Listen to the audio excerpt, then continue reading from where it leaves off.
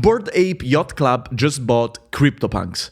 If you didn't understand anything of what I just said, it's not your fault. This is pretty weird stuff, but it also means that you're missing out on some of the most important trends in NFTs and crypto, and I'm about to fix that. This is going to be the main topic of this week's episode of This Week in Tech, but we're also going to talk about some new advancements in AI that is now capable of deciphering ancient Greek texts. We're going to talk about Ukraine using AI to recognize dead soldiers as well as Russian attackers from their face using face recognition. And last but not least, the case of the death of the first human that receives a pig heart transplant. Let's get started.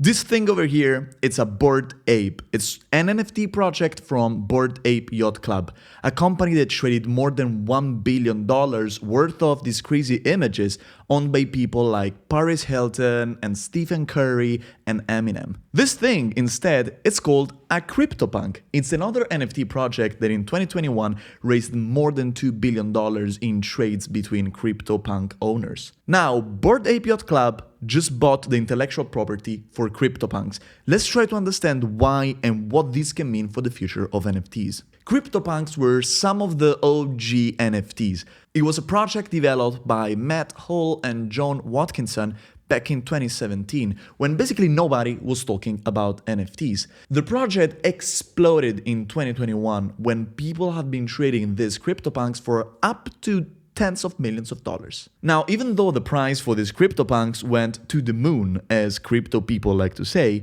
some of the owners of these CryptoPunks were angry at the original creators of the project. That's because basically the project hasn't developed since 2017. It started as a fun, crazy showcase of tech skills, and that's what it stayed basically. On the other hand, projects like Bored Ape Yacht Club have been developing like crazy, adding all sort of perks to the ownership of these NFTs. Let me make some examples. When you buy one of these Bored Apes, you also get the intellectual property for that ape. And this pushed some of the owners of these NFTs to license the image of their NFT to companies that want to use these images for branding. An example was a Bored Ape owner who licensed the intellectual property of his ape to a company selling weed to basically make the cover of the packaging for a new strain of weed that they called Crypto Gelato. Bored Ape Yacht Club also organizes exclusive events like Ape Fest in Brooklyn, where if you own an ape, you can go and hang out with other ape owners and maybe with the famous people that own all these NFTs. And now you start to understand why an owner of a CryptoPunk may be jealous of an owner of a Bored Ape. They both own a very valuable NFT, but the owner of the Bored Ape is getting all these cool things, is getting friendship with famous actors and singers, it's getting IP of his monkey, whereas the CryptoPunk doesn't get anything. And the owners, the original creators of CryptoPunks, admitted in a blog post they were just simply not the right people to bring the project forward, because they're basically nerds who know how to code and don't know how to keep a community going and come up with new crazy stuff. So they decided to sell the intellectual property of CryptoPunks back to Bored Ape Yacht Club. What the people at Bored Ape Yacht Club are gonna do with this, it's still pretty vague. But the first thing that they're gonna do is to give the IP of each one of the CryptoPunks to the owner of the CryptoPunk, so that they can do the same kind of stuff that the owners of the apes have been doing for the last few months. The owners of the Bored Ape Yacht Club and now also of the CryptoPunks projects decided to not be explicit about what other things are gonna do, because they wanna wait and see how the community is gonna respond, what they're gonna do, and just then start building it. And this is completely in the style of the company that is very community-led. Something else happened in Bored Ape Yacht Club. Some of their documents have been leaked, revealing how much money they make, which is a lot, $127 million in 2021, with projections of more than $400 million in 2022, but also some of the crazy projects that they're working on. They're working on some virtual land that they're gonna start selling as an NFT this year, and on a coin that people are gonna be able to spend by buying streetwear or in games. This is very exciting, but it comes in a moment where the market for NFTs has begun cooling down. The volume of trades happening in the last couple of months, it's 10 times less than what was happening at the peak of the NFT frenzy back in the summer of 2021. But things may change. In fact, Mark Zuckerberg, during a conference, said that he is planning to integrate NFTs on Instagram, which is a platform with more than 1 billion users. The details of when it's going to happen and how it's going to happen are not 100% clear, but it makes a lot of sense considering the strong push towards the metaverse of the company. Let's see how these things are going to evolve, but the most important thing that I really want to highlight here is that it seems like the NFT space is maturing. It's becoming more like something made by real companies rather than just crazy projects of penguins dressed up in crazy ways or apes selling lasers from their eyes. AI can now decipher ancient text from Greece. One of the biggest problems in trying to reconstruct the culture of ancient civilizations is that a lot of the times these cultures will write things but maybe on clay, and this clay, can break. And when it breaks, you can't read the full text and you can't really understand what these people were doing and how they were thinking. And this is when AI comes into play. Google's AI research lab DeepMind developed a tool called Ithaca. What Ithaca can do is look at pictures of broken clays with ancient Greek text and try to guess what text was missing in the parts that were lost. It can also try to predict when this text was produced and from where. And this has been extremely helpful for the researchers that are trying to study these cultures. To give you an idea, when a researcher finds a piece of text that has some parts missing, they usually have around 25% accuracy in predicting these pieces of text that are missing. Now, Ithaca has a 62% accuracy, which is already a lot more. But the most interesting thing is when researchers and Ithaca work together, they can get up to 71% accuracy, which is a pretty well-known phenomena of AI and researchers working together can beat the performances of researchers alone or of AI alone. This really reinforces what I've been trying to say for a while. AI is just a tool waiting for problems that can be solved using that tool. And this is another case where these capabilities of AI become extremely useful in a field that, at a first impression, we may think having nothing to do with this technology.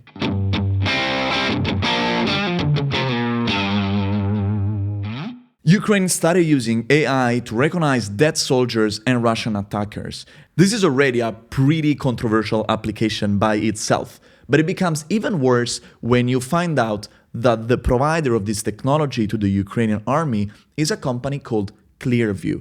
Clearview is a company that became pretty famous in 2020 when a researcher found out that this company was selling these face recognition tools to the police, but the way that they built these tools was a little bit murky.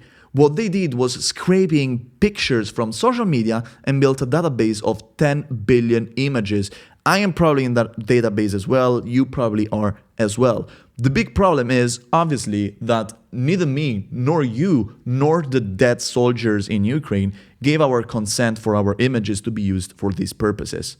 In this case, Clearview is using a database of 2 billion pictures that they scraped from a Russian social media called VKontakte, obviously without anyone's permission. And they're giving it for free to the Ukrainian army to be used for these kind of purposes, so identifying who are dead soldiers and maybe also finding the identity of Russian attackers. Now, the problem is that there are a lot of different ethical issues happening here. First of all, you're using a technology that was built in an illegal way.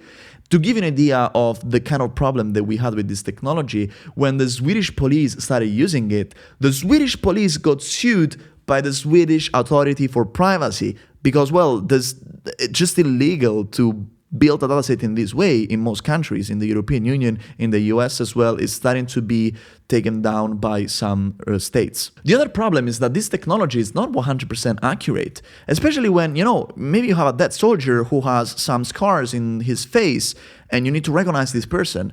So in these cases, if there's a mistake done by this face recognition technology, what happens to these people? Well, these are very tough questions that I am afraid that are gonna just not be answered Nobody's gonna care about them in a situation like this, when there's a lot of pressure, there's a war happening, and we just start to use technology too fast without thinking about the potential negative implications of it.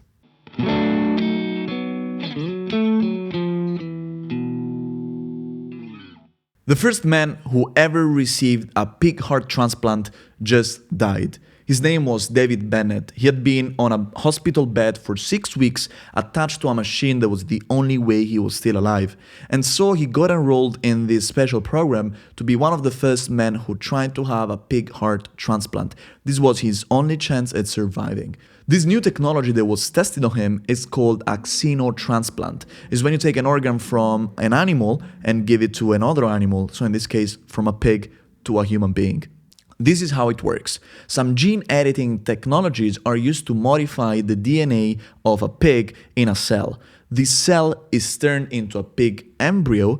This pig embryo is grown, and when the adult pig has a heart that is big enough for a human, the pig gets killed. The heart gets taken away and gets put into a human. Now, usually when you have transplants, even between human and human, there's a high risk of the body of the receiver rejecting that organ.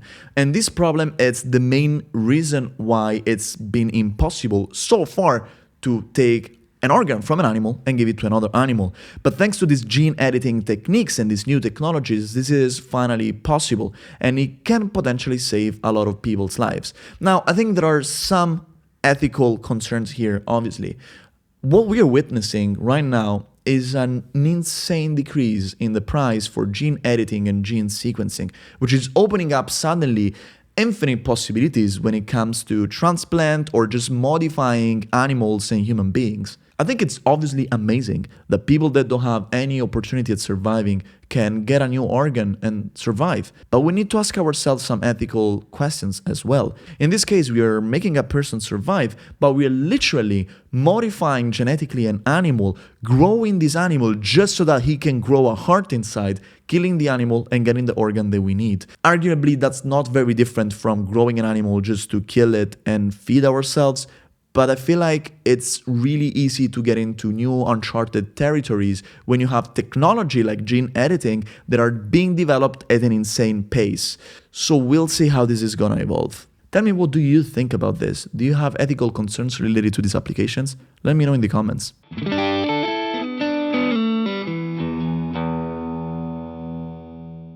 That's it for this week. If you learned something from this video, send it to a friend. Help your friends understand technology as well as I'm helping you understand technology.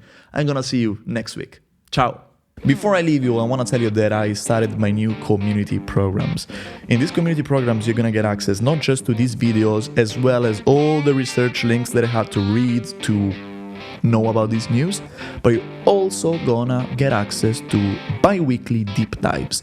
These are 1.5 hour sessions that I do on Zoom where people can come in, listen to me speaking for 45 minutes about the most important topics in tech. I usually take just one, really dissect into the most important things and explain it well for 45 minutes, and then we participate in a conversation when together we try to understand how this new technology or this new trend is going to impact society.